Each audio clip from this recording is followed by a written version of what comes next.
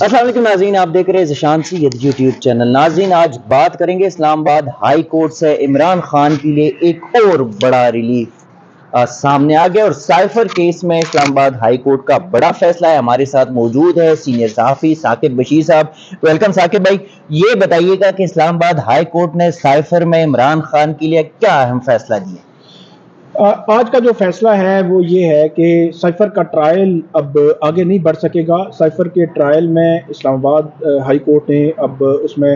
سٹے جو ہے وہ گرانٹ کر دیا ہے، اور 11 جنوری تک یہ سٹے جو ہے وہ گرانٹ کیا گیا ہے۔ جسٹس میاں گل حسن اورنگزیب کے سامنے ان کیمرہ جو پروسیڈنگز ہیں اس کے ٹرائل کے خلاف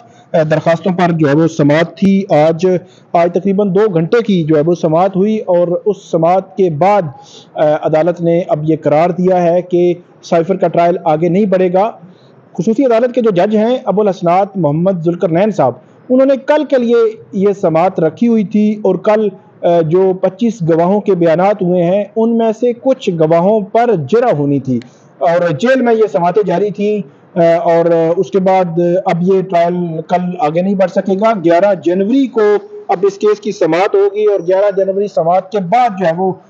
اس کیس میں مزید جو ہے وہ معاملہ جو ہے وہ آگے بڑھے گا۔ اور ثاقب بھائی، یہ بتائیے گا کہ آج سماعت بھی ہوئی اور جسٹس میاں گل حسن اورنگزیب کی جانب سے ریمارکس بھی آئے کہ سائفر جو آفیشیل سیکرٹ ایکٹ قانون ہے وہ 1922 کا ہے، 1923 کا، اور 1923 میں تو نئی انسانی حقوق تھے، نہ 1935 کا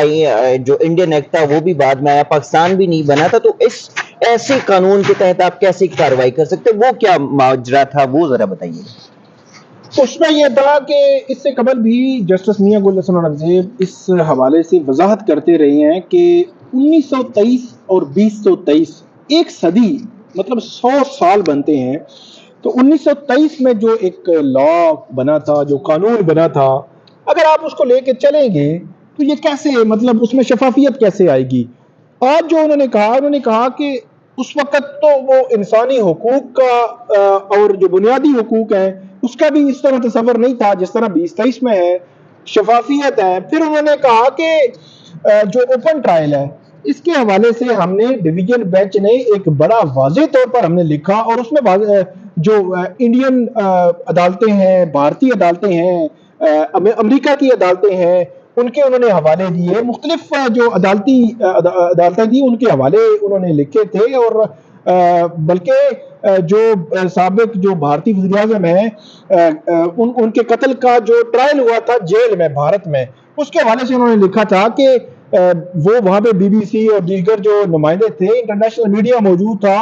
اور اس کی موجودگی میں یہ ٹرائل ہوا تھا، اور اس کے بعد جب سپریم کورٹ میں وہ ٹرائل چیلنج ہوا تو اس وقت سپریم کورٹ نے یہ قرار دیا تھا کہ کیونکہ میڈیا موجود تھا تو اس لیے اس ٹرائل کو اوپن ٹرائل ہی تصور کیا جائے۔ تو یہ کچھ وجوہات تھیں۔ پھر ایک اور تضاد تھا جج صاحب کی اپنی باتوں میں کہ جو جج ہیں ابو الحسنات صاحب، ان کے تضاد اس طرح مطلب امپورٹنٹ آیا سامنے کہ انہوں نے پہلے ان کیمرہ ٹرائل ڈکلیئر کیا، اور ٹھیک ایک ہفتے بعد جو ہے وہ 3-4 صحافی بٹھا کے اوپن کر دیا۔ اب بھائی پوچھے بندہ کہ آپ نے ان کیمرہ کیوں کیا؟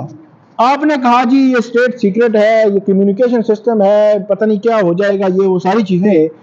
پھر آپ جو ہے وہ اچانک آپ نے کہا جی وہ تو مطلب وہ اوپن، مطلب آپ نے یا تو ان کیمرہ نہیں کرنا تھا، ان کیمرہ کر دیا، تو پھر اوپن کیمرہ کیوں کیا؟ تو یہ وہ تضادات تھے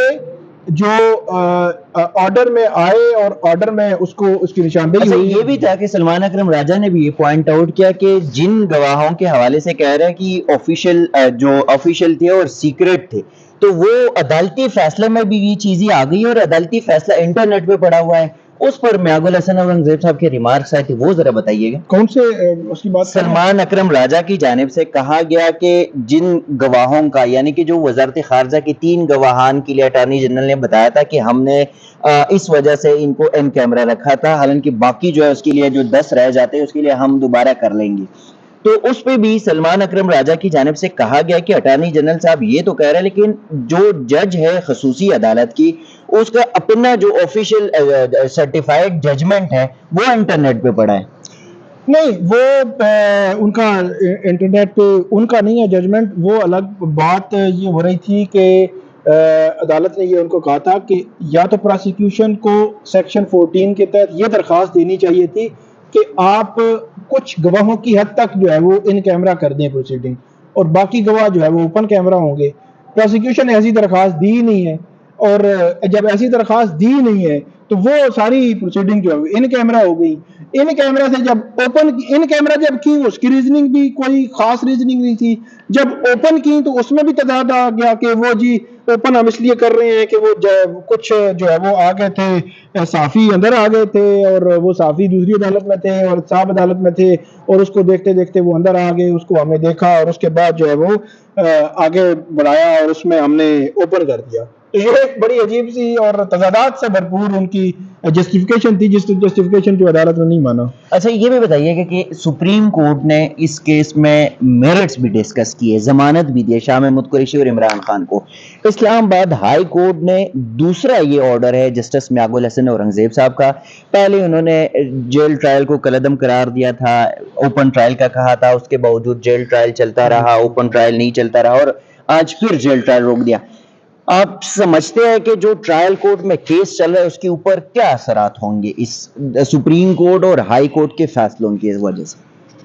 اثرات ڈائریکٹ تو نہیں ہوتے، وہ باؤنڈ نہیں ہے ٹرائل کورٹ کے، ہائی کورٹ کیا کہہ رہی ہے، سپریم کورٹ مطلب جو ان کی فائنڈنگز ہوں گی حتمی باؤنڈ اس لحاظ سے ہیں کہ وہ 11 تک ان کا جو ہے وہ ٹرائل نہیں ہوگا، لیکن یہ ہے کہ اس سے آگے جو ہے وہ باؤنڈ نہیں ہوتے، کہ جب فائنڈنگز آ جاتی ہیں تو انڈیپینڈنٹ مائنڈ انہوں نے اپلائی کرنا ہوتا ہے، اسی کے تحت ٹرائل آگے بڑھانا ہوتا ہے۔ تو لیکن اثرات کیا ہوں گے؟ میرا خیال ہے اثرات تو کچھ نہیں ہوں گے، لیکن یہ ڈیلے ہو گیا ہے کہ 8 فروری سے پہلے اب اس کا فیصلہ جو ہے وہ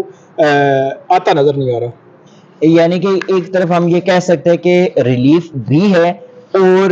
ریلیف نہیں بھی، کیونکہ اگر اس کیس کا فیصلہ جتنی جلدی اور جو سپیڈی ٹرائل چل رہا ہے اور روزانہ کی بنیاد پہ یا ورکنگ ڈیز پہ سماعتیں چل رہی ہوتی ہے تو اس میں ممکن تھا کہ یہ الیکشن سے پہلے ہو جاتے ہیں۔ جی بالکل بالکل، پہلے ممکن تھا لیکن اب یہ جو ہے وہ ممکن نہیں رہا، اور اب 8 فروری سے پہلے اس کا فیصلہ نہیں آئے گا۔ بہت شکریہ ثاقب بھائی۔